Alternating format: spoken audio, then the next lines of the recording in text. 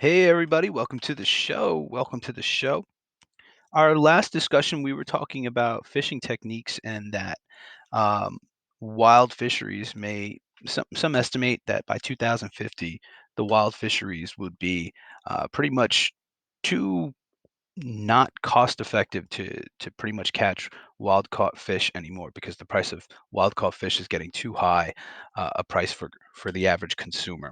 So, what can we do in response to that? What we can do is something called aquaculture, and that's farming or farm raised fish. Now, there's many different methods that you can use to do this. Some methods are better, more efficient, more expensive than others. Some have more environmental issues. And let's try to get a good understanding of what this means.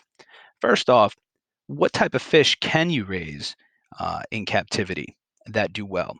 Tilapia turned out to be a very, very hardy fish. That's a good term, hardy.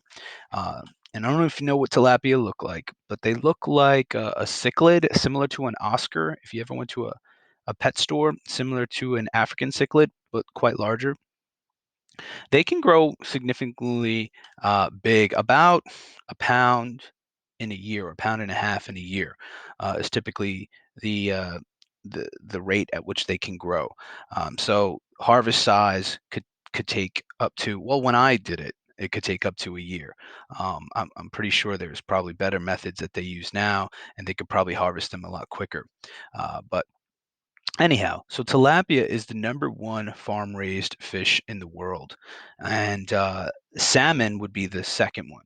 Now, salmon, if you remember, salmon typically in the wild will swim back up, come from the ocean, swim back up a river, lay their eggs, and then die.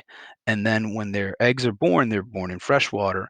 They hatch, they swim downriver into the ocean, swim around the planet, and then basically do that over and over again. Now, can you imagine farm raised salmon are going to be very different? They're not going to be swimming all around. Let's talk about typically wild caught versus farm raised. So, what are you eating if you're wild caught? Tilapia, they exist in the African continent, Middle Eastern region, in warm waters. Typically, a freshwater fish. There could be some that can have brackish water. Really, there are multiple different species. The species I dealt with, the one that's most commonly raised in captivity, are blue tilapia, or there's also what they call white Nile tilapia. And that would be I guess, like, how we get domestication of dogs and different types of dogs. This is going to be a domestication of the tilapia to actually grow more efficient. The meat is more presentable. The growth is significantly bigger.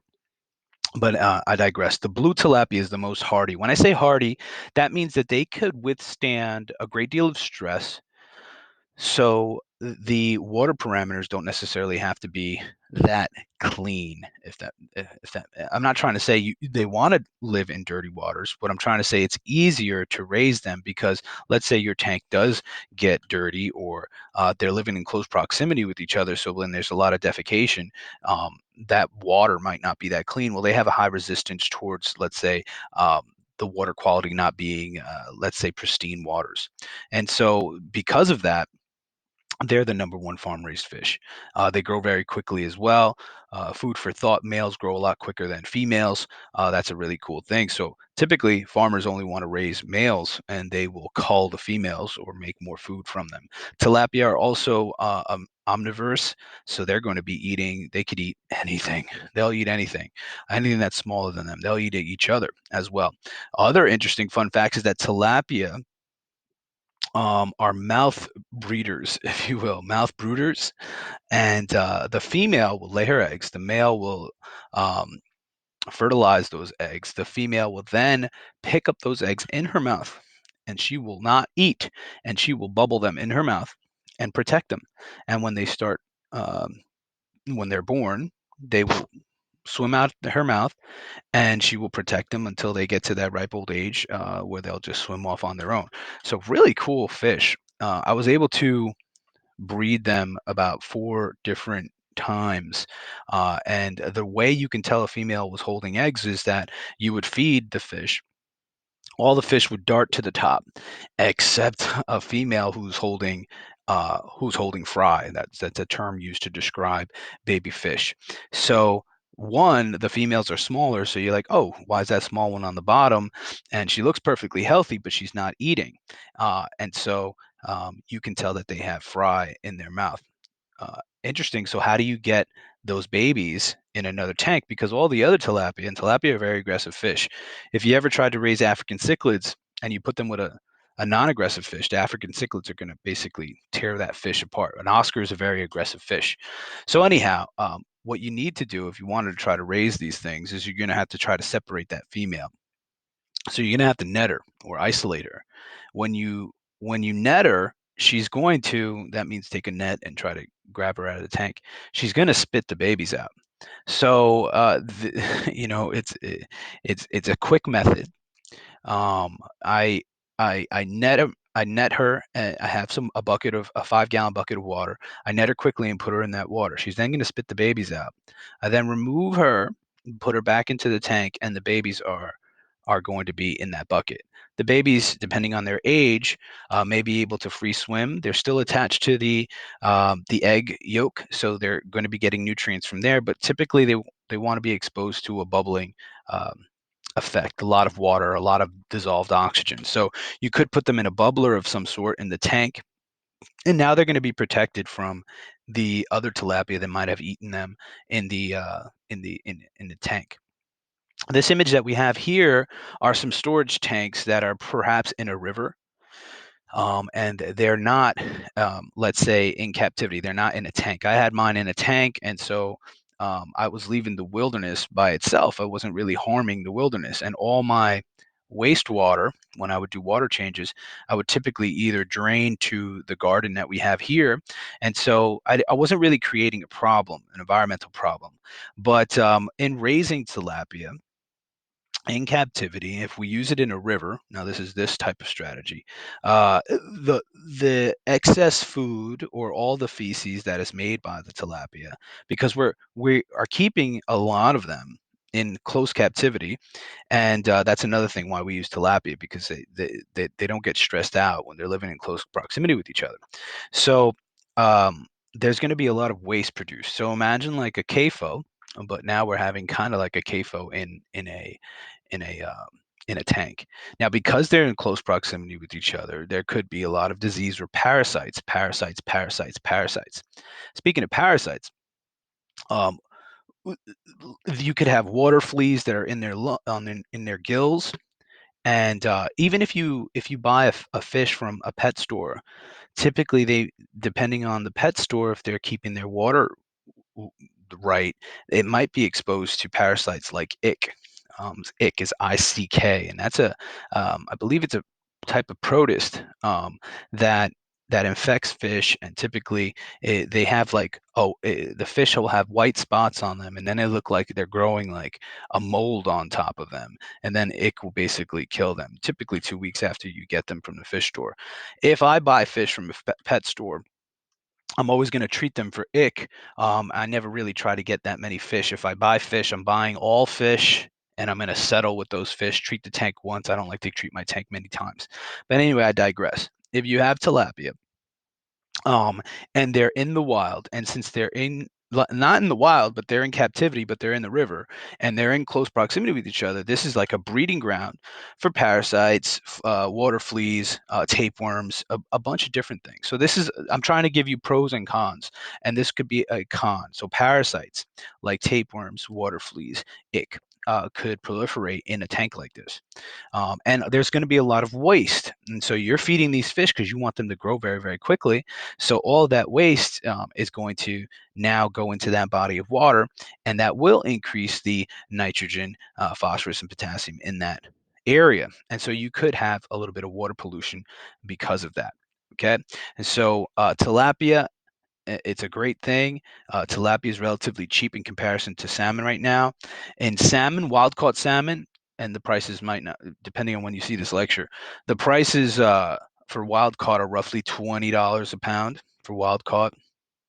And farm raised salmon I've seen as cheap as $10 a pound. So look at that, 100% markup. And in let's say a couple of years from now, that wild caught salmon may be 20, $25, $30. And then at what point is it going to be too expensive for us to actually continue buying it? So we'd rather buy the farm raised, and maybe even stores don't even supply it, because imagine you buying that fish and no one bought it in the store. So now you're out all that money. Um, all right, so let's continue here.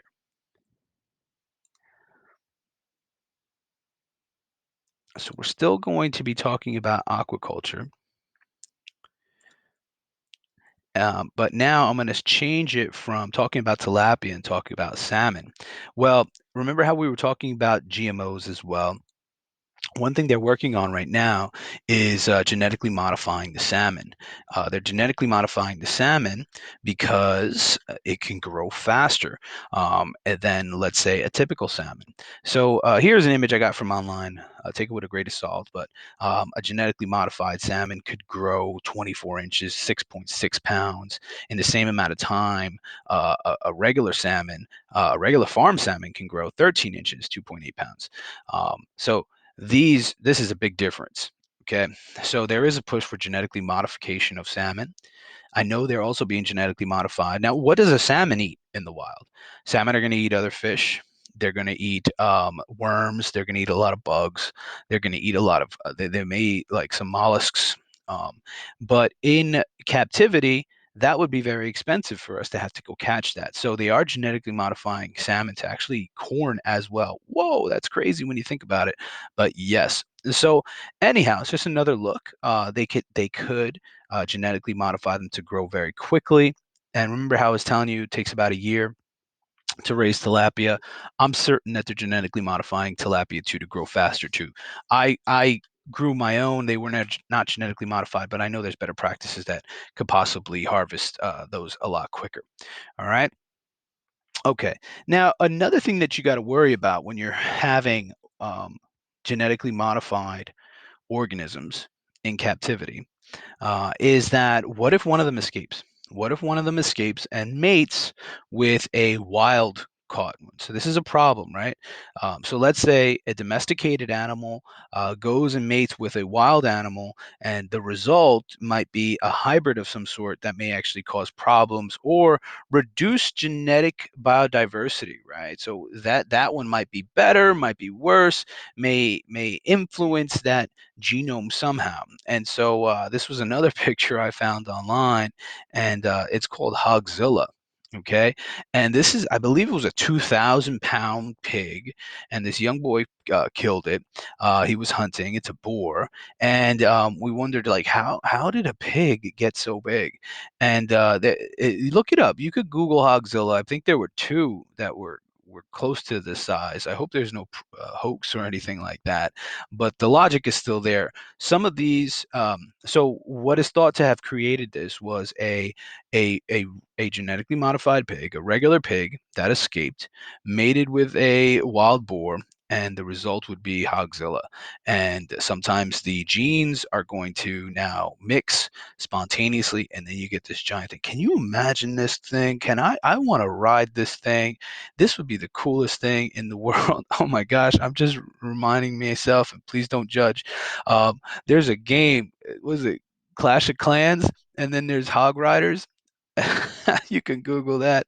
Hog Rider! And you'll be climbing this hog. Oh my gosh. We should probably make a new movie, Game of Thrones, and then have like one of the houses just this huge boar-like creature. Boars are bad, man. Yeah, this thing will kill you and probably eat you right afterwards. Like literally eat you. You know what I mean? And anyhow, this could be a hybrid. This could be another negative aspect of, let's say, aquaculture if you do it improperly.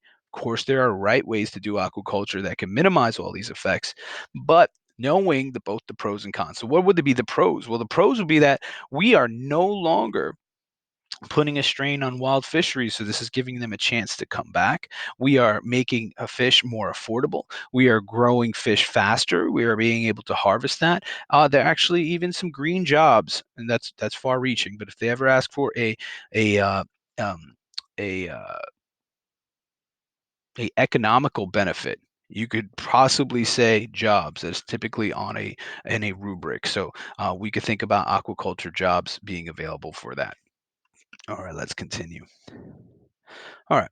Um, we're going to change it up a little bit.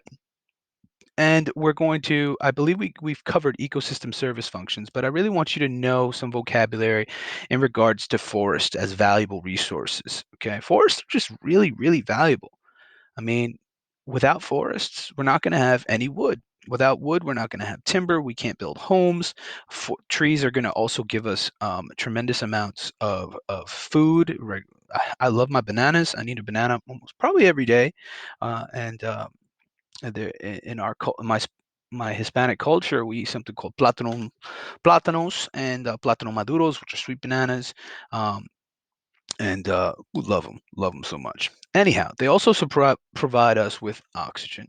They sequester carbon dioxide, and it's so cool when you really visualize this.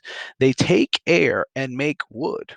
Like they take carbon dioxide and they fix it into a starch, and that starch is basically wood or plant matter, right? Because like anything that's organic, anything that's living is mostly carbon. It's so basically they're taking it, the air form and making a structure out of it. How crazy is that when you think of it like that? Okay. Um, so trees are very, very important. We definitely need to protect them. They also are going to provide a habitat for wildlife. And I would also like to think of holistically or aesthetically pleasing. All right. Spiritually, a forest for certain people, I'll be one of those people, but for certain cultures, the wilderness is a spiritual thing, which needs to be celebrated and also needs to be protected.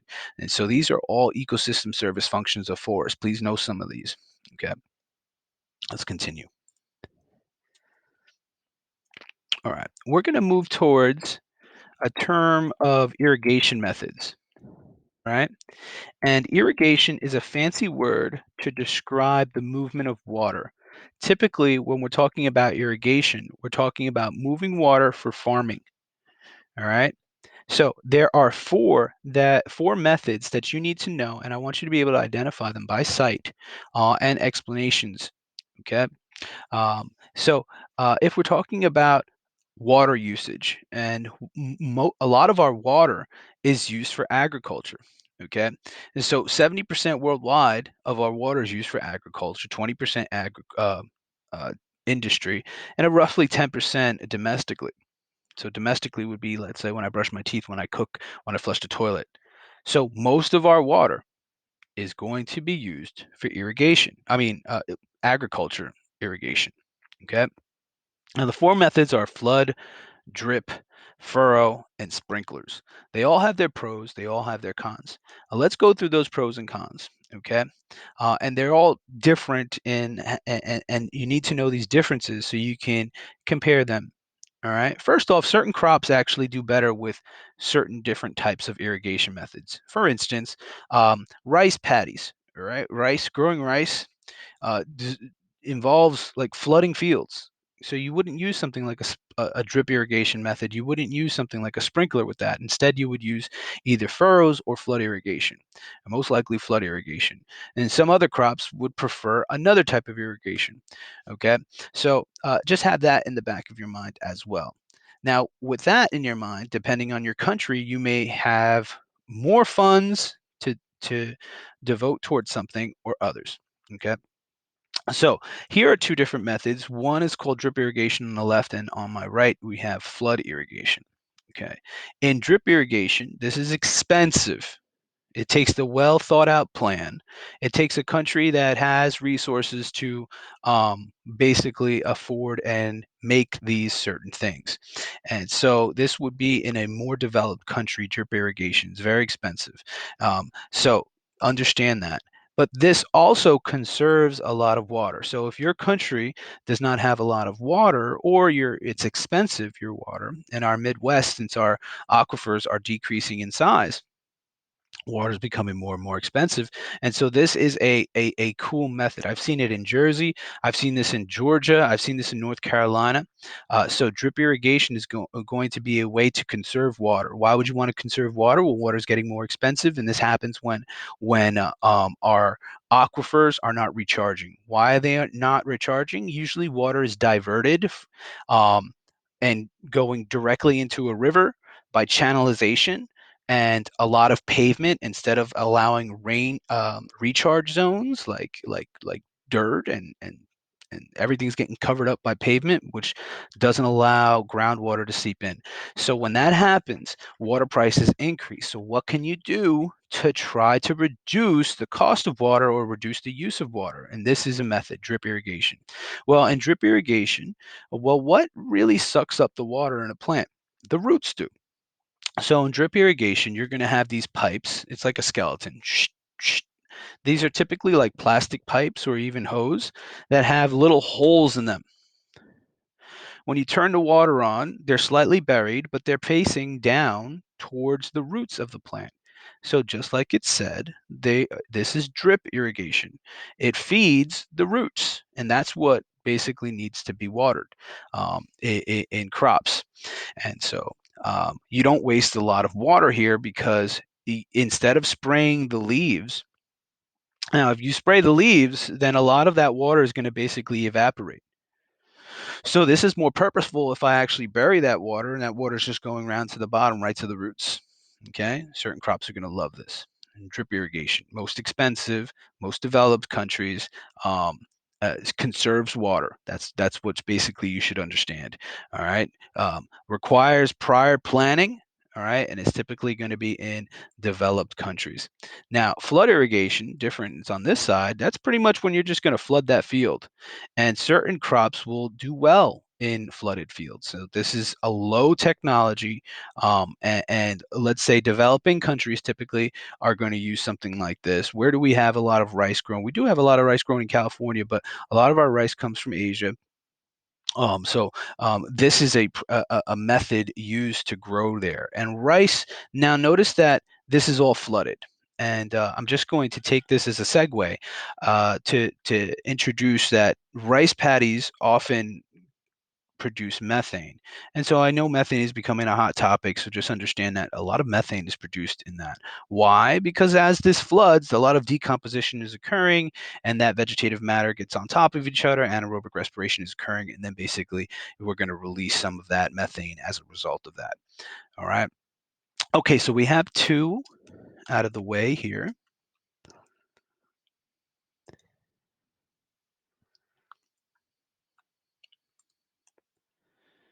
All right.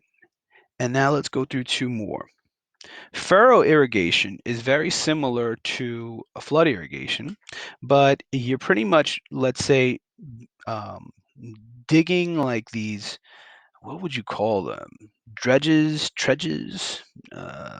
little valleys in between the crops, and then you'll flood these valleys. So the plant is growing here, the roots are penetrating. It's not flooding the particular plant itself, but it is lower technology because you don't really have to shoot it. You could just open up the water here, and it's going to pretty much fill in that whole zone. Okay, certain crops love this. Once again, evaporation may increase. Flood is going to waste a lot of water due to evaporation. Furrow irrigation is also going to waste a lot of water in comparison to drip irrigation. Okay, so this is furrow irrigation. You're digging furrows and flooding this area in that. All right. And then finally, surface sprinklers. We use a lot of this in the United States. This is also expensive, but this is perhaps not the most intelligent, but it is kind of easy. Reason being is that I read something like close to 50% of this water could be evaporated on hot days. And so when you use a sprinkler like this, you're wetting the leaves. If that water sits on the leaves and the sun is beating on it, it's pretty much going to get evaporated before the roots even have a chance to suck it up. Know these four different types of irrigation methods. All right, surface sprinklers, you could move them around in different regions.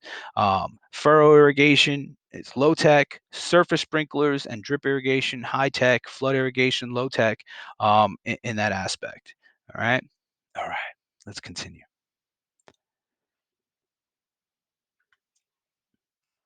Now, another thing that we need to visit is something called salinization. Sal I got a funny story. I'm not gonna tell you the funny story. Well, I'll tell you some funny story. Sal is a term for salt in Spanish. And one time, I think my daughter was cooking, and she forgot the salt. I think it was some meat, and I was like, "Oh, I guess Sal didn't come for Uncle Sal didn't come for dinner today."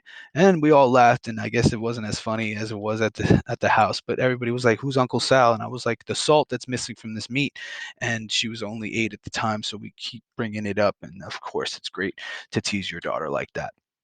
Anyway, it's all about salt. Not really NaCl, but could be calcium. It could be pretty much calcium and magnesium, and it could be salt, sodium and chloride. But those two, calcium and magnesium, is those ones that you're talking about. Now, I've experimented with rainwater versus, let's say, water we get from a hose. And it always seems that plants grow much better with rainwater. And I think it's because of the sheer volume of the rain. When it does rain, it just really soaks through, versus when I just stand out there for 5 or 10 minutes with a hose. But anyhow, what's the difference? Well, when I'm pulling from the groundwater, rain came down, percolated through the ground. It absorbed a lot of the minerals, calcium, magnesium, sodium, and chloride. And then when I suck it out and then spray my crops, it's going to contain a lot of those minerals. And so let's just say I always am using a sprinkler, or I'm always using groundwater to irrigate my crops. Well, over a period of time, those uh, those those salts, calcium, magnesium, sodium chloride, could start building up on the surface, and they could actually hurt the crops, and that's called soil salinization. All right, typically happens when there's a lot of evaporation happening very, very quickly. So if I use like these sprinklers, but I'm using sprinklers from groundwater. Now, how can you remedy this situation? You could flood that whole field and wash it out, to do that. But this is an issue. It's these mineral salts being left over. Similar to that picture when I showed you a faucet and the calcium building up on the faucet. So that would be similar to soil salinization. Okay. All right. Let's continue here. Now, going back with our water discussion, if you look at this, there's New Mexico, Texas, Oklahoma, or basically Midwest, or what we call the breadbasket of America. We get a lot of our crops growing out of here. Corn being the number one crop. Of course, we grow wheat. Cali's growing a lot of food. Somewhere I heard somewhere that Cali's growing about 50% of our food nowadays. I don't know. I want to maybe you want to check that as well. But anyhow, the Ogallala Aquifer, very famous aquifer. Know it. It's the largest aquifer in the United States. It's the one that we draw most for all of our food. The Ogallala Aquifer. I can't even tell you it's in one state because look how big it is. It's in like one, two, three, four, five, six, seven, eight. Of course, 8 states. This Ogallala Aquifer, and it's underground, and it's where we put our wells in, and where we're going to suck water out, and we're going to water all our crops with this Ogallala Aquifer, and it's in danger. Well, it was in danger until recently. It has basically kind of like evened out. The amount we were sucking out is kind of being replenished. However, let's say about 10 years ago, this thing was decreasing in size, and that's kind of scary because as water prices go up, that means crop prices grow up, and then that means our dollar menu goes away. I think our dollar menu has already gone away at McDonald's. Say that. I think I just did. All right. I'm pretty sure that that has gone away. We'll put that together one more time here. As water gets more expensive, crops get more expensive, corn will get more expensive, wheat will get more expensive, soy will become more expensive. And then that means overall our meat will get more expensive too. That means if meat gets more expensive and crops get more expensive, then that means we're going to have more expensive food prices. So we need to take care of our water, and there are GMOs that could actually do better with less water. So there is a push for having crops that don't necessarily need as much water. All right. All right. I believe that's going to be it for today. You were a wonderful audience. You're amazing. And I'll talk to you later. Bye.